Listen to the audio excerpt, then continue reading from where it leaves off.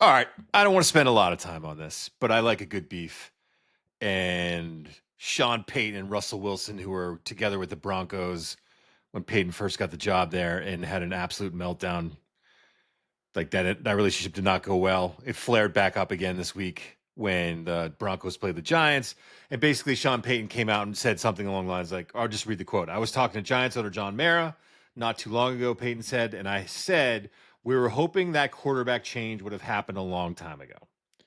Long after our game. That's what he said, long after a game. So he was hoping that Jackson Dart wasn't the starter for that game. And then Russell Wilson took that as a slight, which how could you not? And came back and said, classless, good to see you're still doing bounty gates or, doing bounties. Bounty hunting. 15 years later. And then Payton came back, that was all about Jackson Dart. It was in no way directed at Russell Wilson. So here's my take on this. I want just my quick take on this. I'm not a Russell Wilson guy. I don't know anyone who is a Russell Wilson guy. Coming out of college, who is Facts. Ciara? Yeah, she is. Yeah, I should have known. I should have known Matt was going to know the pop star he was married to. How did I not have that on my bingo card? That being said, I liked him coming out of Wisconsin because he was a smaller quarterback. He was can you do it? And he did, and all of that stuff. And then the act got really wore thin when he started doing high knees on the airplane and simulated games when he was hurt and Mr. Unlimited and all the stuff that came out in Denver too about wanting a private office and his own coaches there. And it was like, dude, you're not Tom Brady. And that shit with Tom Brady. Sorry, Ty, I know I'm not supposed to swear, but that stuff with Tom Brady wore out in New England too, man. So you're not Tom Brady. You can't do that. That being said, Sean Payton Sean Payton does not come out of this looking good. Dude, no. Really? Two things. I don't mind. It would have been great if he was yeah, I told you about Russell Wilson. He's never been good for his team. And here we go again. And they made the right move by getting rid of Dart. I can live with that. That I can have.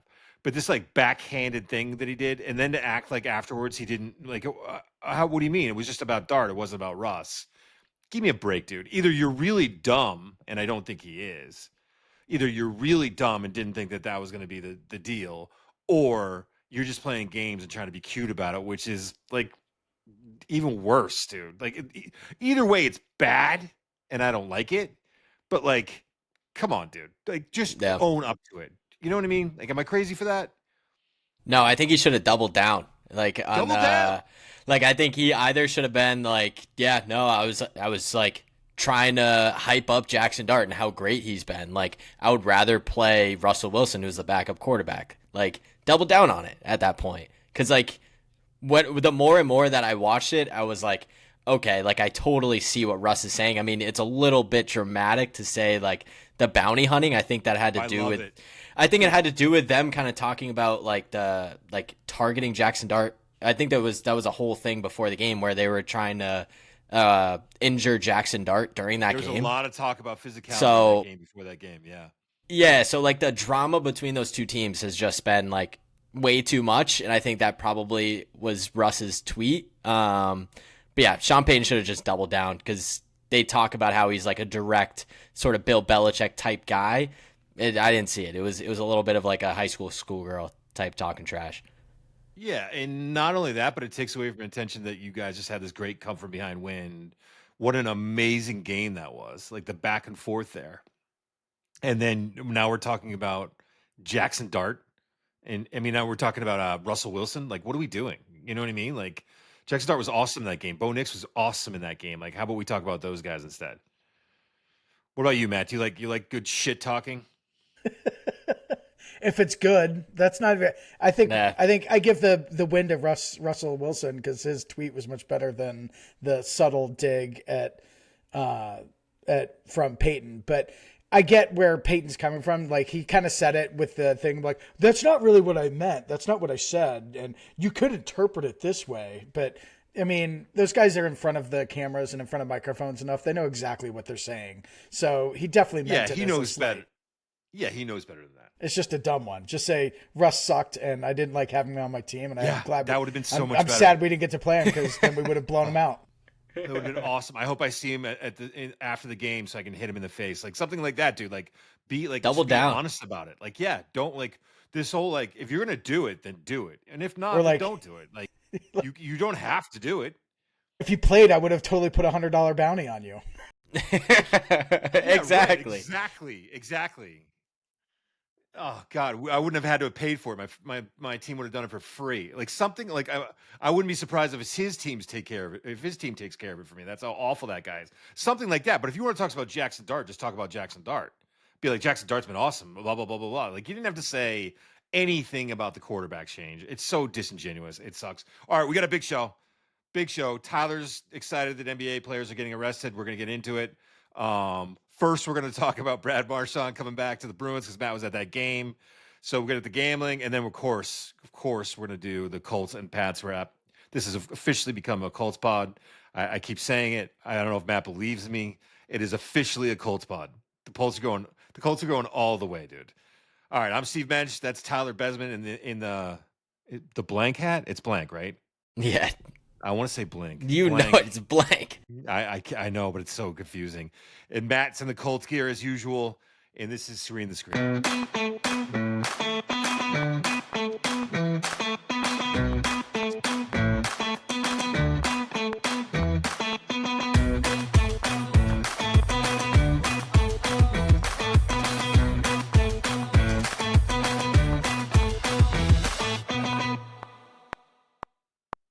Is that enough time, Ty?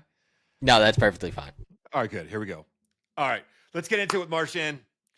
I got takes, but I want to know Matt was there for the experience. If people don't know what we're talking about, that's the reason we're out late a little bit this week is because Matt went to see Brad Marchand's return with the Florida Panthers to play the Boston Bruins. It ended up being a hell of a game. Yes. So I want to just get your take about like what was the feel in the building? What was it like? It was awesome. Really glad that I went and was able to be a part of it because you could tell that he was truly moved by it. He was crying, like, and it was funny because he didn't start crying until the part of his video package where he was at pregame and he like touches the glass with his daughter, like kisses his finger and puts it up to the glass, and then his infant daughter or toddler daughter does the same thing. He just lost it at that point if you watch the highlights, which I was like, that's great. And he came out and did his little skate around and heart on, hand on his heart and stuff like that. And I mean, he had probably had a 2 to 3 minute standing ovation from the crowd, marshy chants, stuff like that. Of course, he scores in the first, or gets an assist in the first 90 seconds and gets another assist later in the game. He's always been a pest. On the game-winning goal. Yeah, we ended up No, being no, it was the game. No, it was the third goal. It was to take the lead in the third, and then we tied it in with a minute 27. So it was electric. It was awesome. I have no beef with Brad Marchand. I have no beef with Don Sweeney for not re-signing him because that's just an irresponsible contract. And if he had signed Marchand to a 6-year deal, I would have been pissed. He got what he got when he traded him. So there's no bad blood from him. I wish him the best. I just don't wish his teammates the best. You probably didn't see the post-game interview. Did you see it, Ty? Did you hear about this? Mm. The post-game interview, they asked him if he had any regrets. And he said no one had asked him this yet. And it was really, you could tell he's really careful about what he said, but also really honest. He could have been like, oh, no regrets. It worked out for the best. But instead he was, if I had to do it all over again, I think I would have handled the negotiations better. I think that ego got involved on my side. I think ego got involved on their side. And I wish that was not the case. I wish it didn't happen that way. But I wouldn't do it all over again. I mean, like it worked out the way it worked out, and I won a cup, and I'm happy where I am now, and all that. But he was very honest about the fact that basically, I think he was saying he wished it had gotten done, that the deal had gotten done, and that he was still in a Bruins uniform. I really believe that. And with that being said, I will say this: he deserved everything he gets from Boston. He should never buy a meal here. He deserved everything he got last night. All the recognition every time. Like, again, I love Brad Marchand. I don't want people to misunderstand this. That said, screw the Florida Panthers, and I will not be rooting for. I don't want Brad Marchand to score 30 goals this year. I don't want to score 20 goals this year. Like again, I wish him the best. I think he's just an awesome human being, and Paul Maurice, the head coach of the Panthers, also said that he will always be a Bruin at heart. And a couple, Connor Verhage, is that how you say his name, Verhage? He came out and said, like, that town obviously means a lot to him, and I can't imagine what he means to them. Even the Panthers organization recognizing the bond between Boston and Brad Marchand, I thought was all class by the Panthers, all class. Again, but forget that, man. Like it goes. You have your nights, and when he retires, and like he should get all the recognition in the world from the Bruins organization. And again, love him as a player. They'll retire his number. Like he deserves to get his number retired. I was going to ask you, Matt, like how, like he's not a Hall of Fame guy, is he? It's interesting you add. I think he is. I think what puts him over the line is the fact that he's such a shorthanded scorer. Like, I mean, it is legitimate. Like he's got all sorts of records for shorthanded goals. I don't have it up in front of me, but he's number one on the Bruins. I think he's number one in active. He's got a boatload of game-winning goals, like 82 or something like that. Like that's a lot for the Bruins. He was part of a championship team. Two championship teams. In Boston for retiring his number. Oh, okay. And, sorry. And he was a part of the core culture for that 15 years or 16 Without years. question, one of the core guys. And so I think the three from that team that they should retire are Chara, which is happening in January, and I got standing room only tickets for. Yes.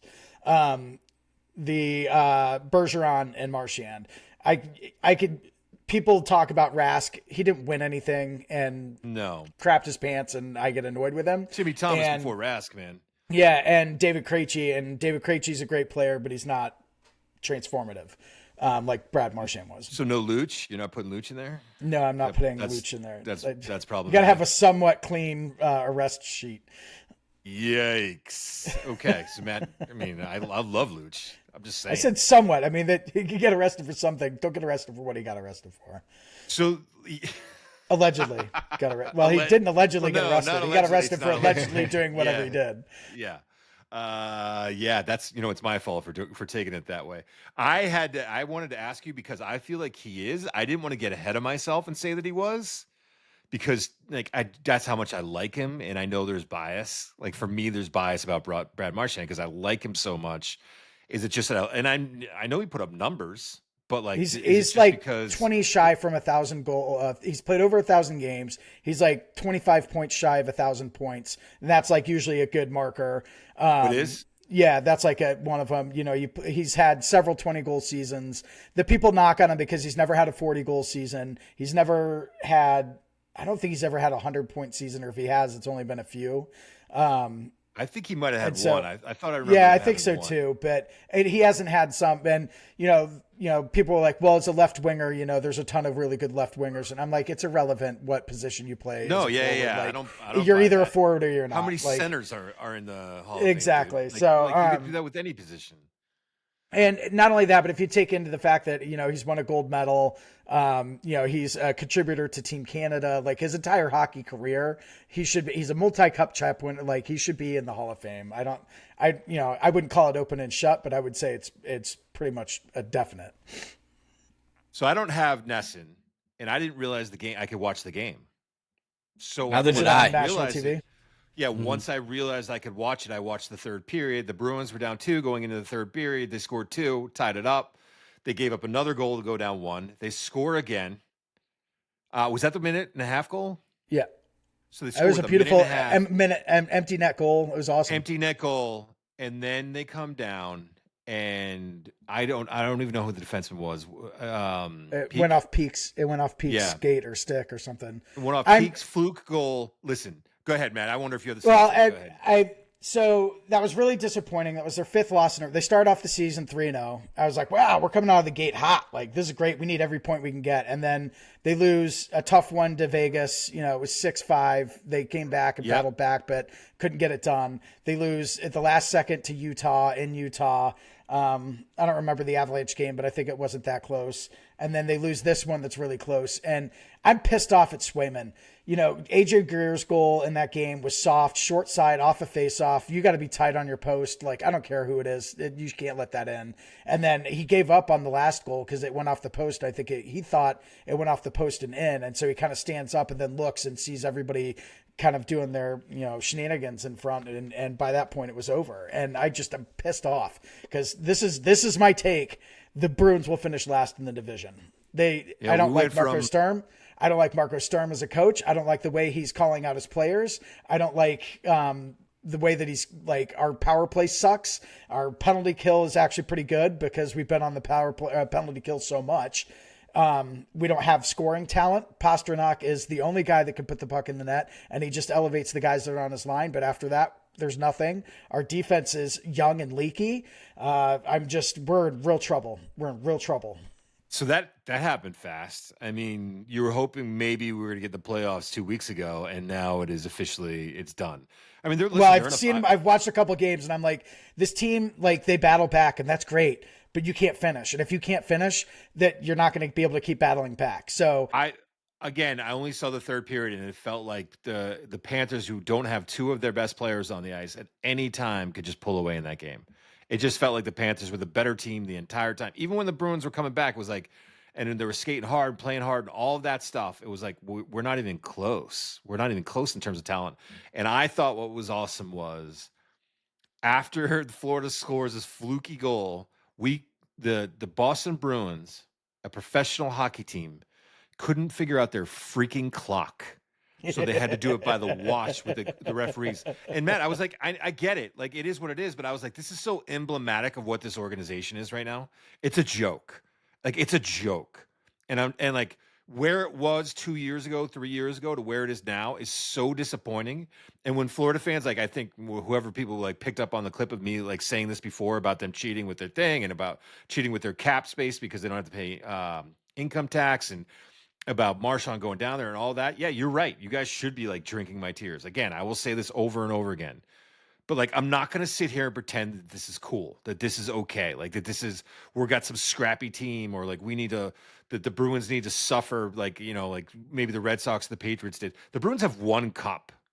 Like they won in 2011. They've been really close otherwise. It has not been this amazing run for them. They've been competitive a lot of years, but they have one cup. And they seem to think that Don Sweeney and Cam Neely are still the freaking answer. And I don't get it. And maybe this is it. Either. Maybe this is what we need. The wheels to absolutely come off the organization and just have a terrible year to realize we have to rebuild. But like, I'm not happy about that either because like, what does that look like? How bad are we for how long? Like it could, there's not a lot of reason to be optimistic right now. You're wasting a future Hall of Famer in Pasternak. Yeah. Like, I mean, at this Charlie point, McAvoy, I'm like, I love. Yeah. But he's been struggling the last couple of years too. Like he's not been a Norris level defenseman like we thought he could have been, like he was, in the first couple of years of his career. And I don't know whether that's coaching or style or what, but I mean, it's really not great right now. And it's going to be a long, frustrating season. And we have nobody coming up the pipe either. That's what kills me. Like Fabian Lysell was supposed to be this, guy. He can't stay in the league. He keeps getting bumped back down. Yeah. Matt Patra popped 2 years ago and can't stay on the team. Yeah. There's another kid too that I can't remember. Point is, we suck, and we have nobody to be excited about. No. So I'll still go to the games. I'll still enjoy them, and because it's a fun night out, and I like going to live hockey. But it's going to be a painful year. Still a Bruins fan. Yeah, I mean, I'm not going to stop. And I love watching hockey, and that's what's tough about it is that this has always been the sport that I've most enjoyed to be a fan of and watching, and like to have your team go from again competitive and thinking you have a shot every year to this dumpster fire, whatever this is tough to watch. And listen, we're a good time pod, so we like to be positive. So let's quickly transition to waking up this morning to Chauncey Billups getting arrested, scary Terry Rozier getting arrested, and I guess Damon Jones came out later on that Damon Jones got arrested. And tell me, Tyler, do you want to explain the story or do you want me to explain it? You can explain it. So I'll fill in some gaps if there are any. It's a game. First of all, it's a violation. It's some kind of gambling violation, right? And fraud. What I would say is, so essentially, what Terry Rozier did was he had a friend who bet on one of his games and he took himself out of the game saying that he had an injury. He flew that friend to go pick up the money for the bets. Like, and this is, I guess, not a one-time deal. I guess what Chauncey Billups was doing was like, I guess there was a game that Dame Lillard was listed as probable, and he was telling bettors like he's not probable, he ain't gonna play. And so bettors before like the books are thinking that Dame's going to play because it's probable, and bettors are using that information. Damon Jones was, this is funny to me. He was an unpaid assistant with the Cavs, no, with the Lakers. So he's not even getting paid. So guess what? He goes out and gets paid by selling information about when LeBron's going to play and when he's not going to play. So this is all like they called it insider trading for gambling. I mean, that's essentially what it is. Now, on top of that, Chauncey Billups, being the good guy that he is, apparently paired up with some mafia guys and was running poker games and bringing in high stakes poker players. And the whole game was a sham. Like they could see what the cards were. I guess there's technology where you can see what the cards are. It was the sunglasses. So they would bring in these guys called fish, like they would call them fish, and they would, get them on the hook, and they would play games, and they would lose. Like one guy lost $1.8 million, man. And then you're like, well, something's fishy here. I'm not going to pay. And that's when the mafia would step in and be like, yeah, you are going to pay. So Billups did that. And I guess Damon Jones was doing that too. I think that's true, allegedly. Yeah. So like these guys it's not good. Now, what I find both funny and interesting is the memes. And Tyler, you had one I want you to talk about in a second. Did you see what Kevin Love posted? No. Kevin Love took the couple from Coldplay that got caught cheating. Yeah. He put Chauncey wrapping his arms around Terry Rozier. I was like, dude, stop. Like, you can't do that right away. You had, what was your one? It was a parlay. Yeah, mine was a parlay, and it was Chauncey Billups for being the first coach arrested, and then Terry Rozier being the first player arrested, and then the third leg is Nikola Jokic recording a triple-double, and the guy tweeted, God, I hope Jokic gets a triple-double tonight. So that killed me. But no, you're exactly, it's crazy, and I was kind of texting you guys about it. Like, you guys grew up with all these crazy 30 for 30 stories, and like, I want one. I want one for my generation. And so that's why I'm like kind of feeding into this. But the crazy part for me, I'm like watching on my phone right now. The Terry Rozier stuff is like well documented. Like well documented. The highlights of his games where he's like throwing the ball away and like and it's so bad. And it's also, so the other piece that I saw, and it was Woj that came out and was talking about it, is the fact that DraftKings or FanDuel or whatever like app it was told the NBA this, and then the NBA, instead of just suspending him or like talking about it, they basically hid it and told him to basically fake an injury, and he didn't play the remainder of the year. And so Woj is basically saying the NBA is going to have to come out and talk about this because they've been included in this. And what I keep seeing as well, that's always been kind of a rumor, is what the NBA used to do with this, and it was MJ playing baseball. That's another funny one. It's a picture of MJ taking a swing in a White Sox uniform, and it says underneath it, how the NBA used to deal with gambling. Yeah, because it's kind of what they did. They're basically like, dude, like, basic, and I guess they did, but I guess they got it right away. I guess like Terry Rozier had this, like they knew right away that Terry Rozier did this like the morning after, and the NBA didn't really action on it. They just told him to not play the rest of the year. So apparently there's a clip from another pod, like a gambling pod, a poker pod, where it talks about Chauncey Billups doing this 2 years ago, where he was like, I was invited to this game. It's a lot of like stars are there, and they want you to come in and play with these, like, you pay to play with these big names. And my buddy was like, no, we should go do it. He's like, the game's on the up and up. I heard it's on the up and up. And the guy who's running the pod was like, bro, it ain't on the up and up. I can tell you right now, that's not a legal game. There's something going on there. And he passed on it. But they're playing this pod clip because it was like from 2 years ago. It's not like this was stuff that was well hidden. But here's what I think is interesting. Like, all these memes and these GIFs are funny, and I get it. Dude, this is really bad for the NBA. This is like, and it's really bad for sports, which I'll get into in a second. But it's like, this is like, what do they call it? The integrity of the game. Like now, like when fans are like, that's a questionable call. Like now, like there's like you give all these conspiracy We were nuts. already saying it's rigged and that it's scripted. Like we've been saying it for a couple hundred years now percent. about how scripted it There's already seems. been a referee that was arrested for fixing games. Yeah. Like it's already Exactly. been documented. Yeah. So it's But he was gone the on. only one. He was the only one. No, Yeah. like He was just a bad guy. but this it seems like now it's more problematic. I also think this is obviously a political move by the FBI. Like the timing of this is like again, Tyler, you just mentioned that this stuff about Rozier has been out there for a while. This stuff about Billups has been out there for a while, according to that pod. Are you talking about Stephen We're A's take? we're gonna take yeah, dude. You want to share that, but like I obviously thought the I timing thought of this, that's where you're going down. the My bad. My season bad. kicked off. No, go. I will say this. I'm not gonna get political here. Um, But Cash Patel, the head of the FBI, needs to get like a better game face. Like when he goes to these, like he looks always like he's a fish out of water at these press conferences. It's like, dude, like I don't think you're, So it's going like this. dude, you're not projecting. Like he's the guy that like I don't think he understands. And I'm sorry, I'm really not trying to be political. I'm just calling it how I see it. Like he's the guy that like you could give him whatever position in the world, he's never gonna look tough, but he's trying real hard.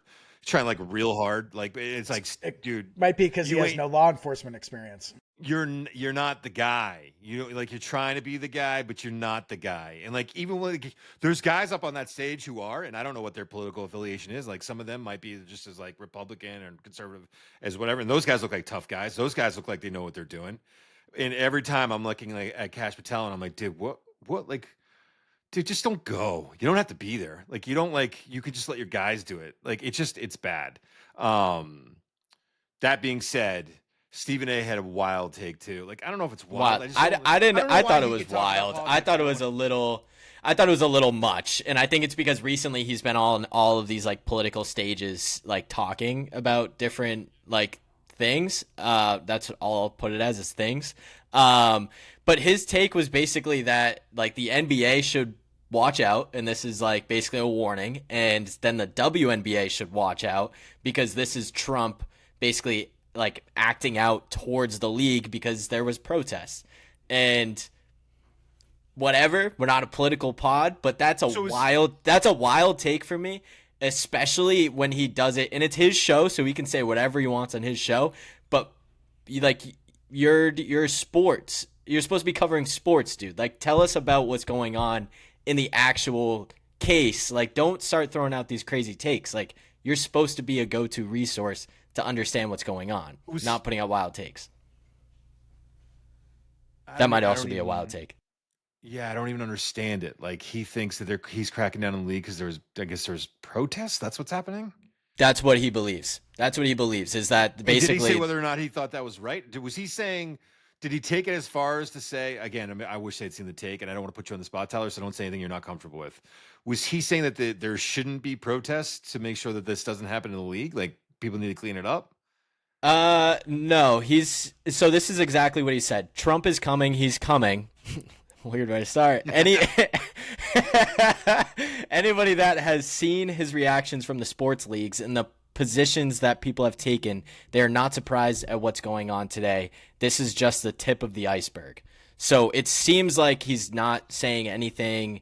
He's not saying anything about like, oh, stop protesting or anything like that. It's more of What does just that like even mean though? Like I don't. I think he's basically saying that with the NBA, like there's been protests that have been going on with the WNBA. There's been protests going on, and I think it's just him saying that Trump is going to crack down on any sort of protest and basically punish the league by blackmailing them, basically with putting out the FBI getting involved with things that happened 2 to 5 years ago, and just kind of warning shots. That's what I think he's trying to I don't say. think But it's not much but of a I warning shot. I don't think it's a warning shot at all. But the other piece too is I think it's just Stephen A. sort of flexing the fact that he's been on political stages recently, and Yeah, he just wants to bring that's it. up. It's like meme. it's like when someone like studies abroad and comes back and like is now speaking a different language or butchering speaking a different language. Like that's what it felt like. He's just been on that stage. All right, we'll get away from that. We'll get away from that now. But like it is like it like when he brings it in, like and all of a sudden now we like I feel like it's something that's like it's a topic. It's something to talk about. Like it's one of the bigger issues in sports right now. Obviously this story, and then he's got to go in that direction. I don't really understand. And I also like I don't understand what it like you have to have then carry on and finish the point, whether or not you think that's good or bad. And if you're not doing that, then I don't get it. That He being talked said, the way he talked about it was like when you talk about like a game. Like that's what it sounded like. Like, oh, you're about to play Patrick Mahomes in his prime. Like he's coming. Like he's been down, he's been injured, but he's coming. Like that's please what stop. that's what it Please stop sounded like. It saying was that. weird. Yeah, like, All right, exactly, whatever. like- All right, move on. We're done. yeah, We're done. Well, before I want to ask this question is that do you think that this obviously gambling is affecting NBA games? Yes. Do you think other sports are getting affected by gambling? So, Boomer Yes. Esiason is on his radio show, and they said the same thing. And they were like, "You wonder if NFL games, if they've rigged NFL games." And do you know what Boomer Esiason said? Yes. Yes. And do you know what game he mentioned? I forgot about it. Saints Rams NFC Championship game. Do you remember this? Pass where interference.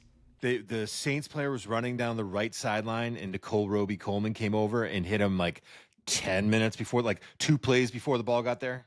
It was Yeah, laid him out. It was helmet to helmet.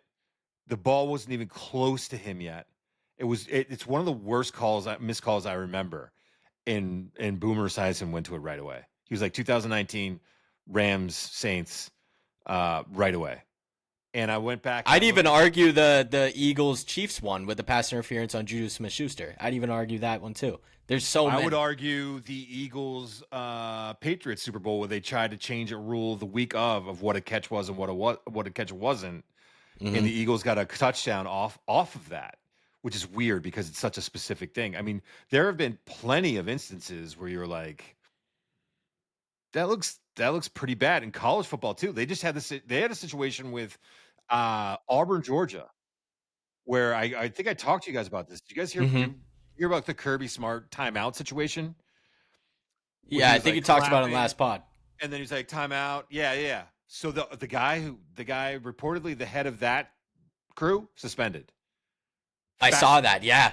It's like, Yeah. oh, okay. And by the way, that's the right thing to do. If they went back and they thought that this was an issue, like that's actually an encouraging sign because I've also felt like referees have been protected because, they do want to like leagues in the NCAA and all of these organizations want to protect the integrity of the game as they should. But you can get into trouble where protecting the integrity, it's like we're going to go off the rails today, Matt. Sorry. It's like the Catholic Church, right? They want to protect their image and act like there's nothing going on here. So they protect all those priests that are doing terrible things. It's the same thing with these refs, man. These refs are doing terrible things, and these leagues are protecting them when they should be disciplining them and weeding out the bad ones. So I think it's actually encouraging that someone got suspended for this, and that they actually made a move on a guy. In Steve's world, refs are equal to pedophiles. Okay, Pretty much. That's what I'm hearing. That's not what I said. That's not what I said. I do have a question for you guys though. Because you guys actually lived it. So I saw a conspiracy theory for the NFL because that's just what's been popping up on Twitter for me. And one of the games that was mentioned was the Rams-Patriots Super Bowl. I believe happened after 9/11 or a year after 9/11. It was the same year. It was the same year. Same year. So the conspiracy theory is that game was completely scripted so that it was kind of like an American, like underdog story, like feel good story for the Patriots to beat the greatest show on turf and basically like uplift America. And so they say it's completely scripted. So my question to you guys is, I didn't live through that. I didn't watch that game. I only see highlights from that game. Like, did it feel scripted while you're watching it? Like, no, any of that. I almost had a heart attack.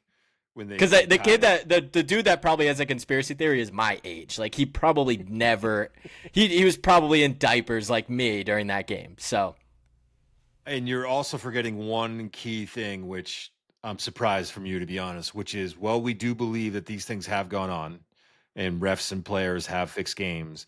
None of those have ever benefited a Boston sports organization in any way, shape, or form. Very true. That's very true. Yes, that tuck rule did not benefit the Patriots at all. That's the best video I've ever seen. That is the letter of the law on that play. Great. You know what?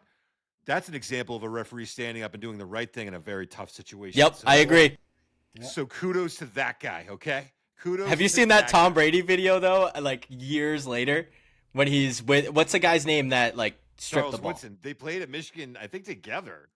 But have you seen the video of them two By the like way, in a living room? put some respect on Charles Woodson's name. By the way, bud. Like, don't My be like, bad, "Who's dude. that?" He played before I was born, bro. Like I You don't should know. who Charles Woodson is. Dude, I'm an NBA. I know who Charles Woodson is, but I'm more of an NBA like type guy where I know the old dudes, not the NFL. But if you guys, this pod has gone so wrong on so many levels. all right, listen to me. Have you seen the video of Charles Woodson? Like, if we offended bro, anyone right now. Okay. have you seen the video of Charles Woodson and Tom Brady in? I'm assuming one of their living rooms, and Charles Woodson like strips Tom Brady. They basically like reenact it. Yeah. Have you seen the video? And he like strips it, and Brady goes, "Oh, fumble." Yeah, I've seen it. All right, I'm just gonna stop there. Like, what are we doing?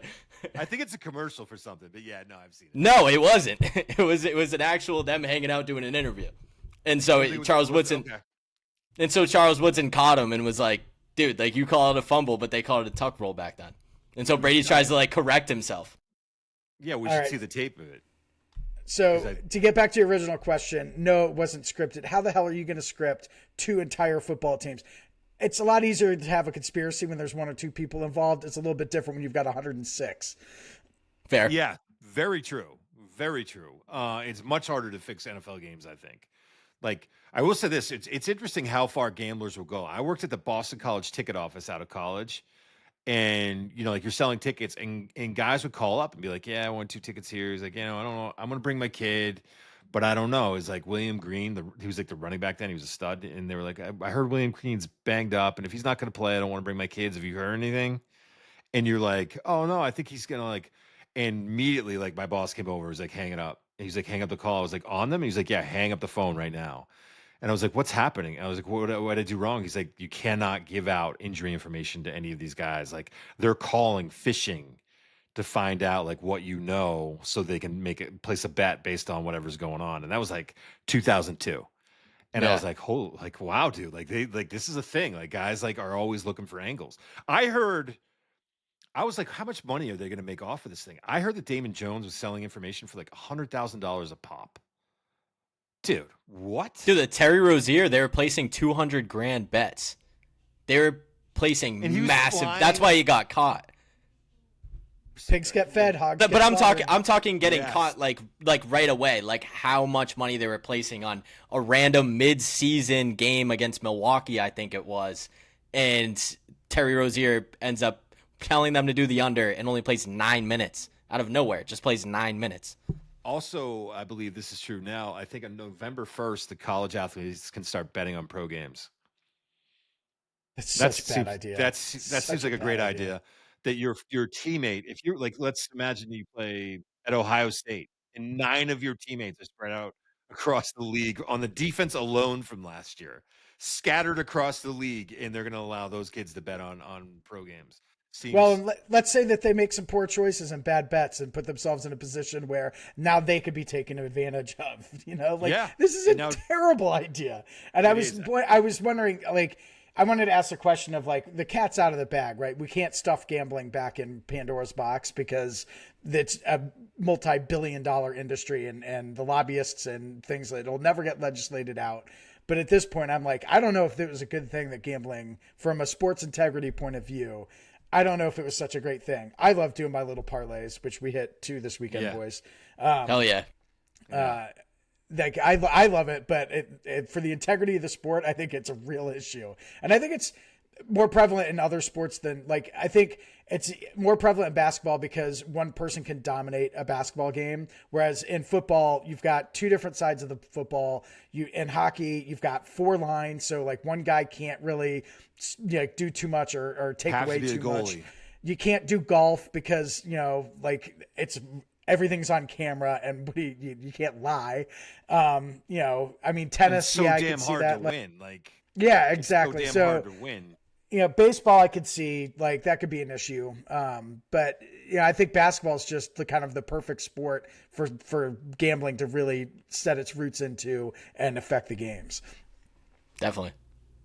All right, we go with that for. I mean, I think we're gonna have more to talk Actually, about with this. I, Go I ahead. do have one more thing with the NBA because you mentioned like it's a bad for the brand or whatever you were saying. It's Another bad thing for the that's come game. out bad for the game. So another thing that's really bad for the game that's come out recently is NBA players that are in the G League that still have eligibility in the NCAA are now getting Wild, picked up by NCAA teams. So you have guys that have wild. played 5 years in the NBA and have played on a G League team for 3 years are now I going back saw to this. school to play. It is so bad for the game. Like what It, the hell are we doing? And I think it was it's Louisville was the first team that did it. And they picked up a Shocking. guy that people know. So yeah, no, like it's I think insane. Tom Izzo came out and started talking about this. Maybe not Yeah, Tom, he but did. one of the good. Yeah, I mean, like, and I'm with Izzo on this. I'm with Izzo on a lot of things. I love Tom Izzo. But that Good being dude. said, like, that being said, what are we doing? Like, what are we doing? So I guess if you play in Bad. the G League but you never get called up, you can go back and play in the NCAA.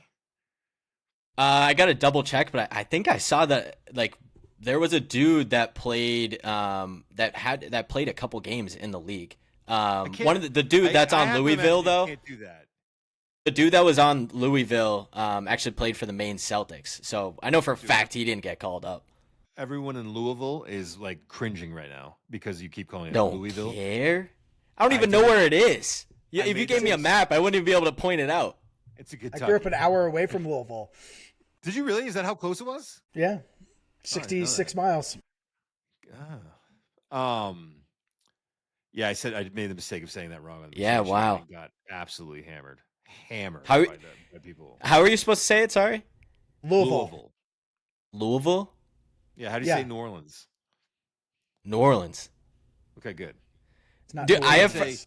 I you have can't friends say like New my. Orleans And you and you can't can't say say Nolans. Nolans because you Nolans. Well, that's where. How do you say New Oregon? Do you Orleans. say like Oregon? Yeah, Oregon.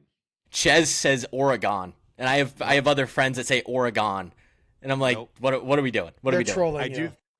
No, think they're serious, and that's what I thought at first. I was like, guys, come on, like, what are we It's doing? the And Oregon they're like, Trail, no, not like the that's how you Oregon say it. Trail. Exactly. I also like that you could call your friends out on that and they'd be pissed, but like people will come to our area and they're like Haverhill and everyone's like laughing at them. Yeah, It's right. Haverhill. If you're not from around here, it's Haverhill, but it's spelled Haverhill, dude. Like it looks. There's so Or many like towns around Worcester, here. like Gloucester. Worcester, Gloucester. Leominster. I said Leominster, and somebody about slapped me in the face. Like we get like we're gonna be hardos about other people. Whatever. Whatever. Bill Ricca, Peabody. It's my favorite time of the week. It's Peabody. my favorite time of the week, baby. It's Colts time. The Indianapolis Colts, who lead the league in scoring points per game right now. That's correct, I think. That is It's correct. not very close. They're 10th in points allowed per game.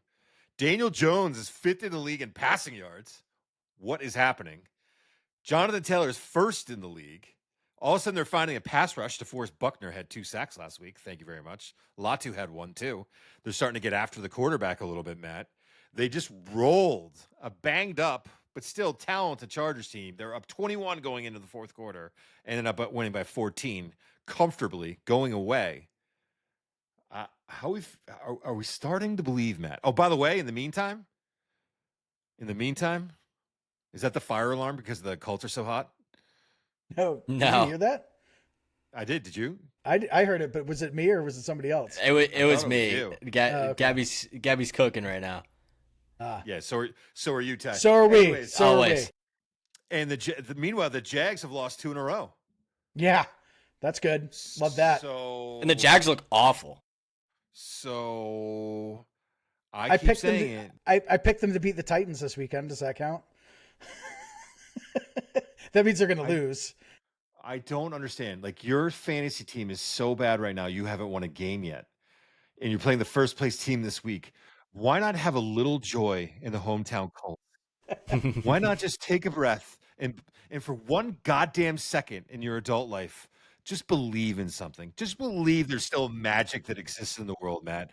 That your team that coming into the league had signed Daniel that I don't know, 6 months ago, it was still undecided who your quarterback was going to be and whether or not your head coach would still be your head coach at this point in the season. Let's be honest, there was a chance that he was not even the head coach at this point. Same, And we you're may not even have a now GM. and you're now 6-1, could have easily be 7-0. You're You're only lost to a pretty good Rams team on the road. with a dropped ball at the 6-inch At the line. goal line, why not? Why not, Matt? Why not? Are you afraid that like as soon as you start to believe in this team, they're going to drop 4 in a row? Yes, that's exactly what I'm afraid of. This weekend's a perfect trap game, Steve. Dude, Trap game. I'm happy you mentioned this weekend because I wanted to check because you know how it does the percentages on Pick'em. It is literally the Colts is 99.33%. I've never seen it be that favored on Pick'em, and I guess I feel for Matt. I feel like I didn't give. By the way, I will say this: as much as I gave Matt a hard time, I went through my picks already, and I did not give that game the highest confidence. I forget who the Chiefs are I playing. gave it a 6. Whoa, dude, that's disrespectful. That's disrespectful. Why you did higher? I was nervous. I think I did 12 or 11. First game, new head coach. A little scary. Are you Maybe more the boys comfortable come with the Colts on hot. winning or the Pats winning against the Browns this weekend? Dude, how do The you Colts, not 100%. know? Hold on.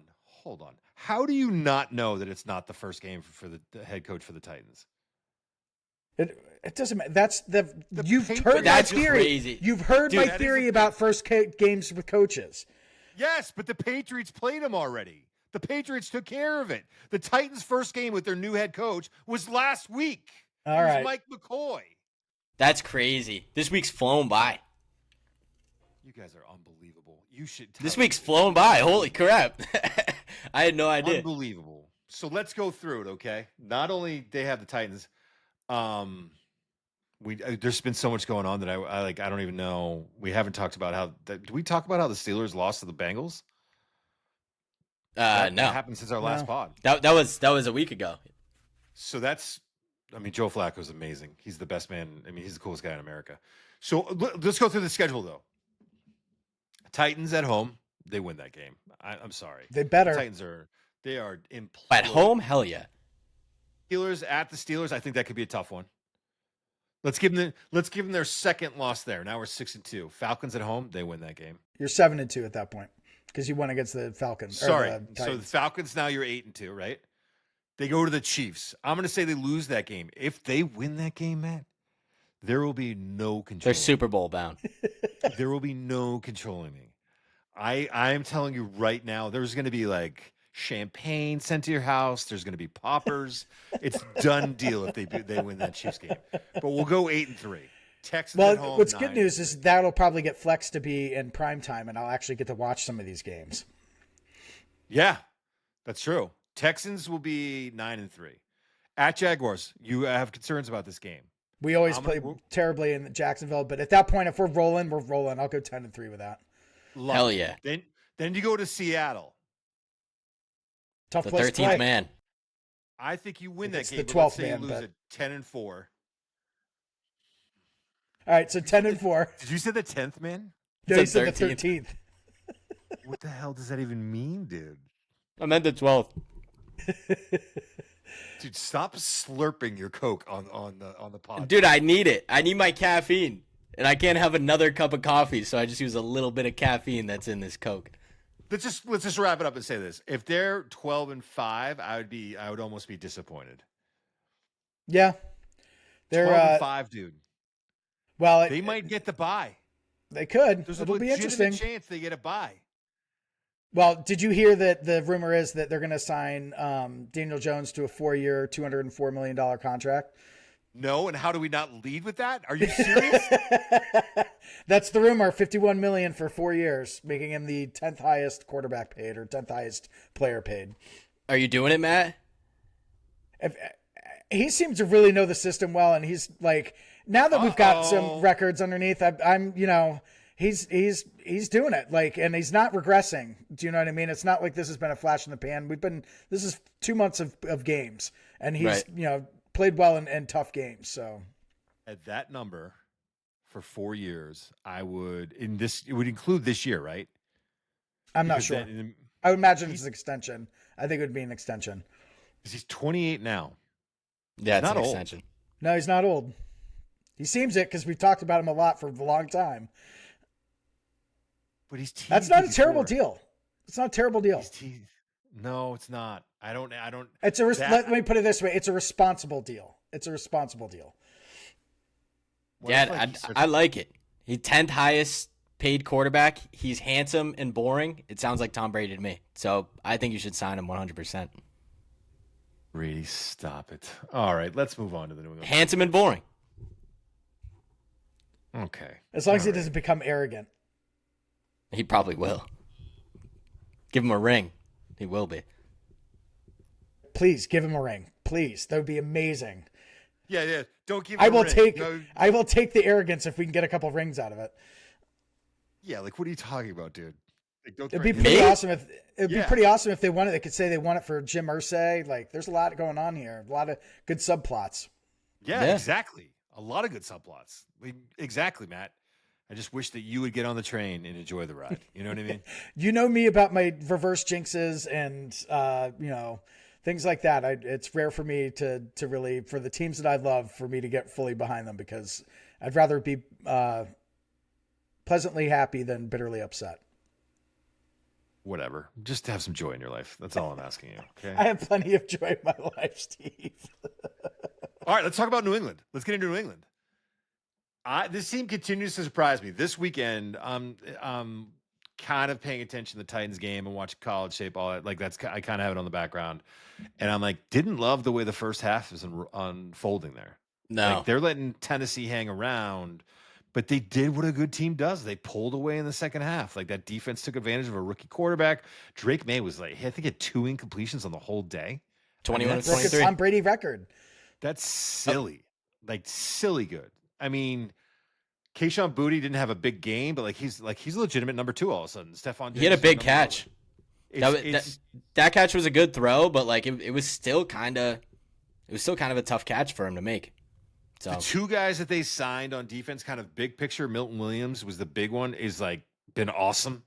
He's been awesome. The defensive tackle played for the Eagles last year, and then you get Harold Landry, who was with the Titans, and in maybe a revenge game was like I think he had 2 sacks in that game, and he's looked awesome.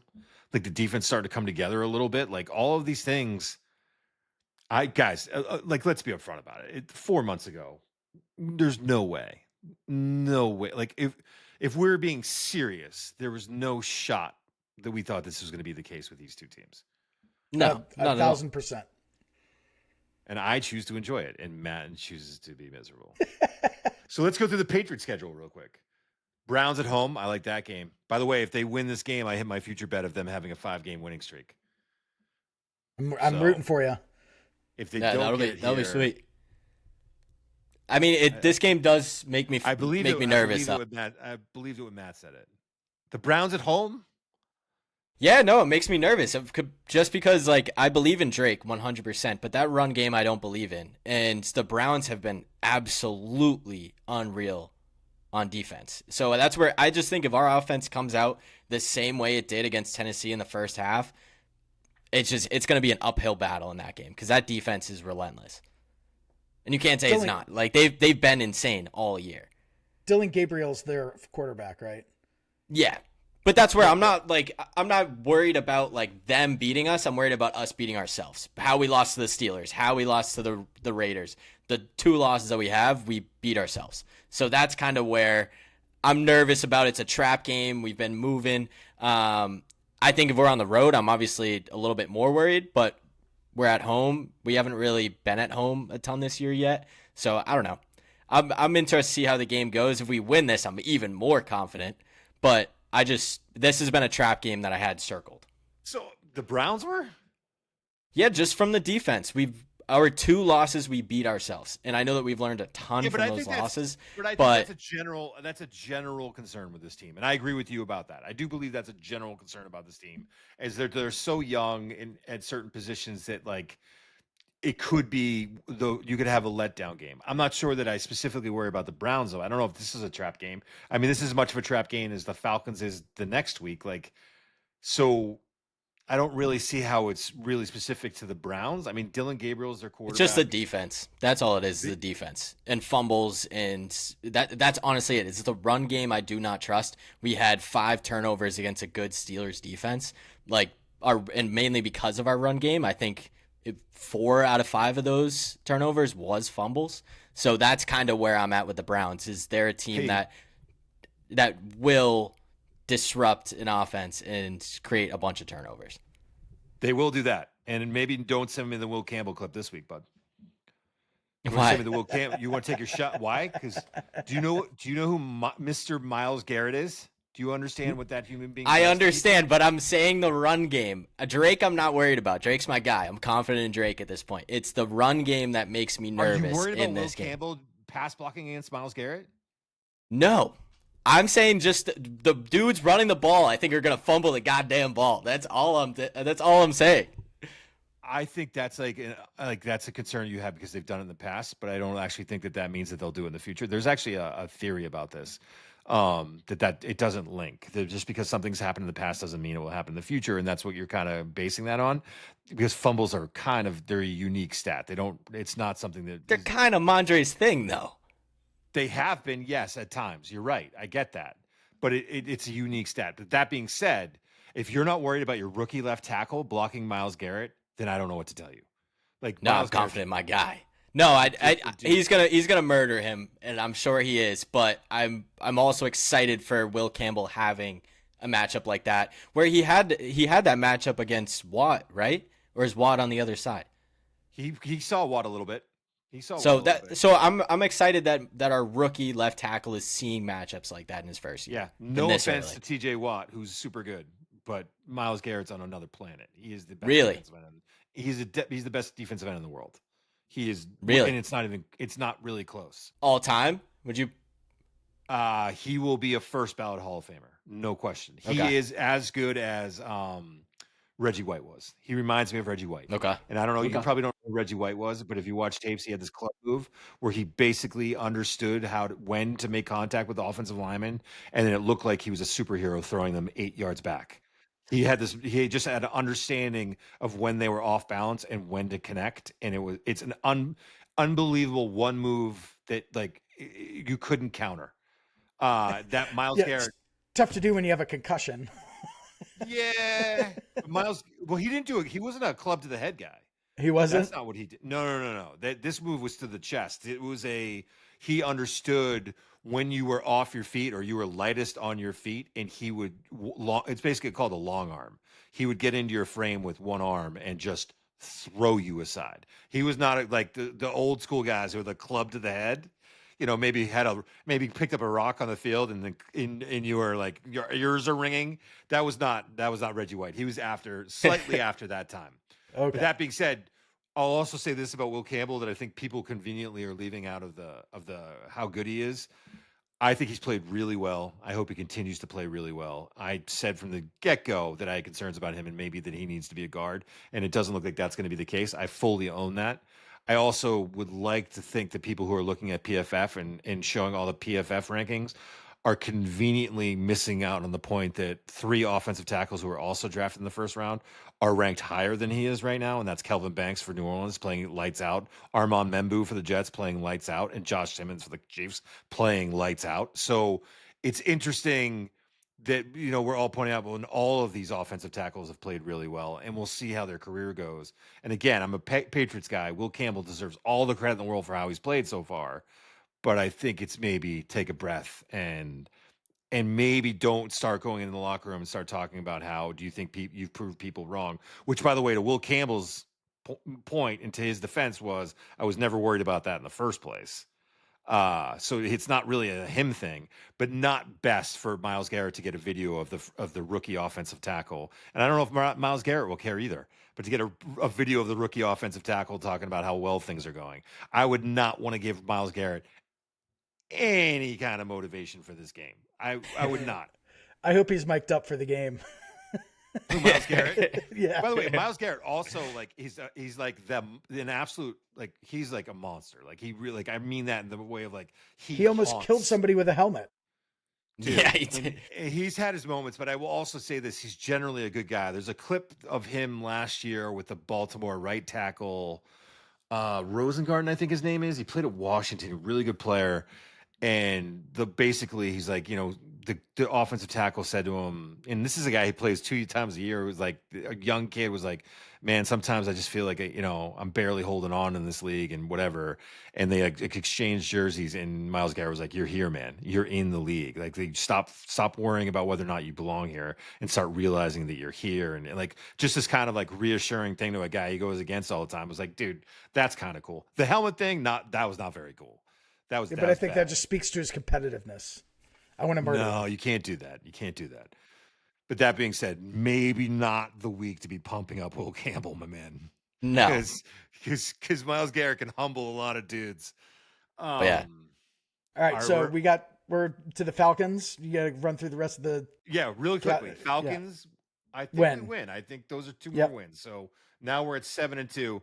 At Bucks, I don't like that. I think we lose that game. All right, That's seven Yeah. and I three. think 7-3. Well, Jets. potentially is still injured Mike Evans. We'll see. We'll see how it goes. He's Yeah, I don't out for think the Mike year, Evans. isn't he? No, he's in and out. Oh no, collarbone. He might not be. Yeah, Yeah. he might Yeah, be out. collarbone. He might be back for the playoffs. He but- might be back And we'll for the see. playoffs. That's right. We'll see I with the forgot trade that he had deadline. He's had Supposedly the Patriots are trying to make moves at linebacker and edge before the trade deadline. So maybe we got some dudes that are able to stop Baker. Who knows? We'll see. So right now we're at 7 7 and and 3 3. after the Bucks, 8-3 after the Jets. At the God, I hope. Bengals, that's the game that I'm like, 8-3 at the Bengals. It's the week of Thanksgiving. I think they lose that game. I think they go 8-4. The Giants have been very competitive. That's going to be a Sunday night game. I like this 9-4. game. 9-4. Bills 9-5. No, yeah, Raven- no. I'll Yeah, take yeah. that. Ravens, are they at Baltimore? I don't know if Lamar is going to play again this year. So if he's I don't know playing- either. Let's say he's playing. They're 9-6. At Jets 10-6. At Dolphins at home 11-6. Dude, yes, please. Yeah. Yes, I think we please. finished 12-5, but yeah, 11-6. I'm cool with. I think we could easily find a way to 12-5. They could easily find a way to 13-4. I feel confident about 11-6. I feel really good about that. Yeah. The fact that this team just won 3 road games in a row, like that's like you would think they would drop one of those, man. Like one of those, they would find a way to lose it, especially after they found a way to lose the Steelers game. Like I don't know, man. It's impressive to go and get a win at Buffalo, win 2 more road games. Like they're rolling, man. They're rolling. And they have an identity and a culture set. Like it's awesome seeing the videos of each one of the players. Like it's awesome I vibes love right the now way- in Foxborough. I love the way Vrabel handled the return trip. Can you imagine how, like, dude, imagine you're Mike Vrabel, okay? You go back in, your team is 4-2, your quarterback's starting to look like a dude. You guys are building confidence. You're heavily favored to win that game. You end up winning it by so much that you can put in your backup quarterback. You can take out your quarterback, put in the backup quarterback. And as they just fired their coach last week, the guy that they brought in to replace you that had all the answers. They fired that guy, Brian Callahan. And as he's walking into midfield to shake Mike McCoy's hand, people are chanting Vrabel. Yep. Dude. Amazing. And he was like, it's interesting that I'm coming back, but it's not a big deal. It's not a big story. I understand why people are covering it, but it's not the biggest part of the story. I thought he handled it super well. I thought he handled the press super well, like all of the whole thing. But dude, what a feeling. And the reporting during the game is, I don't know if you guys caught this, is that Vrabel actually called Callahan. It was like, dude, no one calls you after you get fired. He's like, I was just in your shoes getting fired from that organization. He was like, keep your head up. Like, you don't know where we're going to land. Look at what's going on in New England right now. Yada, yada, yada. Pretty cool. Pretty good week for Mike Vrabel. Yeah, big time. Speaking of good weeks, we finally won our parlay. So we're 1 out of 7 for parlays. Yeah, Yeah. they were 1 and But 7. we're up in money because we bet 5, I won 46. So There you go. losing the other 6, that's $30. I'm up $15. So Hell yeah. So let's keep it going, boys. We them boys. I know we had a negative gambling show in the beginning, but also Yeah, we're up. Also, if What it was Ramondre for a any- TD, CD Lamb for a TD, and the Panthers with a -1.5 spread. What a parlay too. It was quick. Like I felt like right as the game started at 1, it was like boom boom, and then right as that Cowboys game started, it was a giant touchdown for CD, and we were golden. It was awesome. also, We didn't even have to sweat it.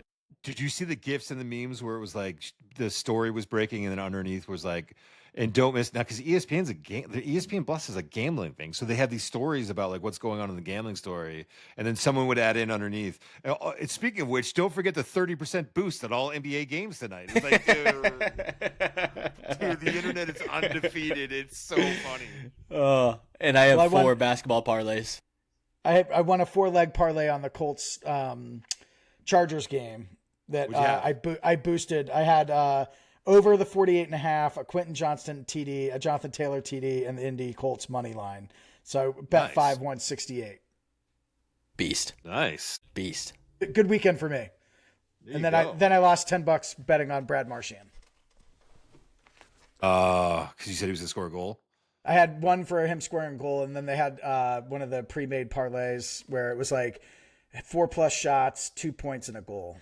And he had his 2 points, and I think he got his 4+ shots, but he didn't get his goal. And then I was trying to explain this to my wife during the game, and then we got into a discussion about betting, and it was a long conversation. Yeah, you don't listen. You don't need to like. No, she has no issues with betting. She just didn't understand what the parlay. Like I was trying to explain it, I was not doing a very good job of explaining it to her. Well, at least you didn't have to listen to Ray Ferraro like openly cheering for Marchand to score an empty net goal. He was like every time he got on the ice with the empty net, he's like, "Oh, there's Marchand. You know what's coming next, and they're going to do this." And his Ray Ferraro's voice is like nails on a chalkboard for me. I cannot stand him. Cannot stand him. It's not good. It's not good, but whatever. All right, that's it for this week. Ty, you got anything else? That's all I got. We'll see. We'll back to our regular scheduled program next week. Hopefully back in the studio. I don't know what's happening over there. Apparently they're having a big party and they didn't invite us. Maybe we should start booking stuff a little bit or further in advance than 4 hours. Here says the guy who had the Bruins game. Also, that's normally how I do it because I told you about the Bruins game on on Sunday. We'll talk about this off air. I'm leaving this going. Oh yeah.